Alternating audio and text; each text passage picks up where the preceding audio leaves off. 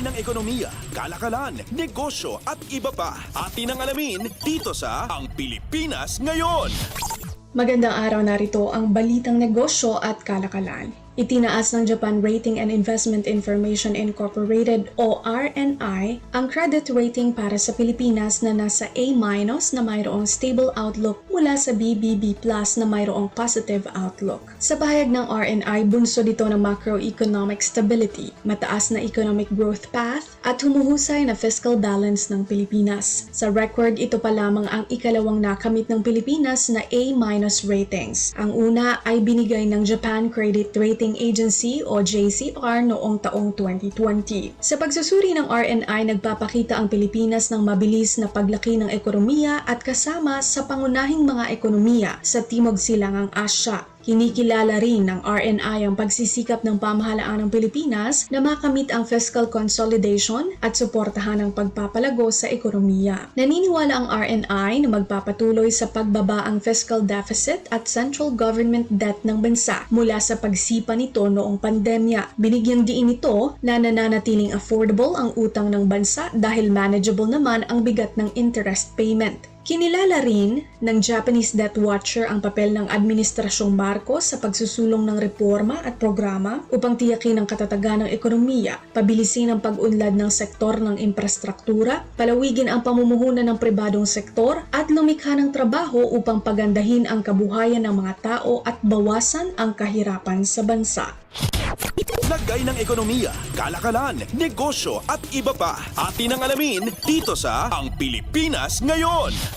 Target ng Board of Investment o BOI na makapagrehistro ng 1 trillion pesos na halaga ng mga proyekto sa 2025 sa pamamagitan ng trillion peso level na mga investment approval sa loob ng magkakasunod na 3 taon. Sa ilalim ng National Expenditure Program o NEP 2025, tinitingnan ng BOI ang mas mababang investment pledges sa susunod na taon mula sa 2024 NEP target na 1.151 trillion pesos. Sa ginanap na Department of Trade and Industry o DTI House Committee on Appropriations Budget Briefing, sinabi ni DTI Undersecretary at BOI Managing Head Seferino Rodolfo na mayroong mga hamon na kinakailangang tugunan upang magpatuloy ang pamumuhunan lalo na ng mga dayuhang investor sa bansa. Kabilang sa mga hamong ito ani Rodolfo ang ease of doing business, power, talent development at incentives. Sabi ni Rodolfo, tinutugunan na ng pamahalaan ang suliranin sa ease of doing business sa bansa sa pamamagitan ng pagtatatag ng green lanes upang pabilisin ang pag-issue ng mga permit at lisensya para sa mga strategic project. Ngunit ayon kay Rodolfo, dapat lamang na sa hinaharap maging available na rin sa lahat ng sektor ang mas pinabilis na pagproseso ng rekisitos na mayroong kinalaman sa pagpapasimula ng negosyo. Dagdag ni Rodolfo, tinututukan ngayon ni Pangulong Ferdinand R. Marcos Jr. ang pagpapaunlad sa indigenous energy resources upang tugunan ang mataas na presyo ng kuryente sa bansa. Nakikita niya rin parehas na hamon at oportunidad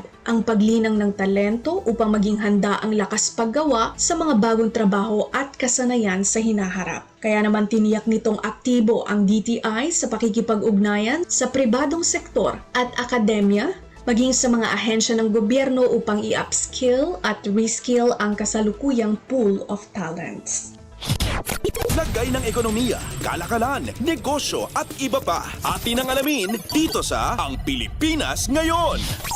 Pangwakas sa ating balita negosyo at kalakalan, bumaba ang output ng produktong isda sa 6.2% o katumbas ng 1.2 million metric tons sa second quarter ng taon mula sa 1.8 metric tons noong nakaraang taon ayon sa datos ng Philippine Statistics Authority o PSA. Sa ulat ng PSA, umakyat sa 21.9% o 286,600 metric tons ang commercial fisheries production na siyang sumasakop sa 28.2% ng kabuuang fisheries mula ito sa kaparehong quarter ng nakaraang taon na may output na 235.17,000 metric tons. Samantala, bumaba ang volume ng marine municipal fisheries production sa 3.7% o 229.37,000 metric tons. mas mababa sa 238,13,000 metric tons noong nakaraang taon. Damay nito ang 22.5% mula sa kabuuang bilang. Naitala naman ang inland municipal fisheries production sa 30,10,000 metric tons, mas mababa sa 21.3% mula sa 8,23,000 metric tons noong nakaraang taon. Mayroon itong kontribusyong 3% sa kabuuang fisheries production sa second quarter ng 2024. Sumampa ang aquaculture production sa 471,40,000 metric tons, mas mababa ng 17.7% kumpara sa 573,600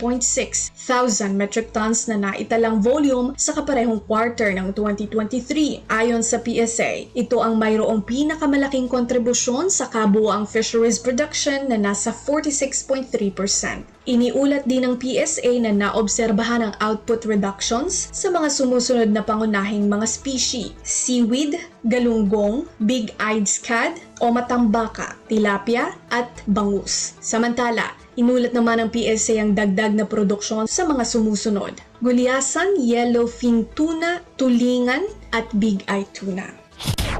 Lagay ng ekonomiya, kalakalan, negosyo at iba pa. Atin ang alamin dito sa Ang Pilipinas Ngayon. At yan ang ating balitang negosyo at kalakalan. Ito si Bea Gaza para sa Radyo Pilipinas World Service. Lagay ng ekonomiya, kalakalan, negosyo at iba pa. Atin ang alamin dito sa Ang Pilipinas Ngayon.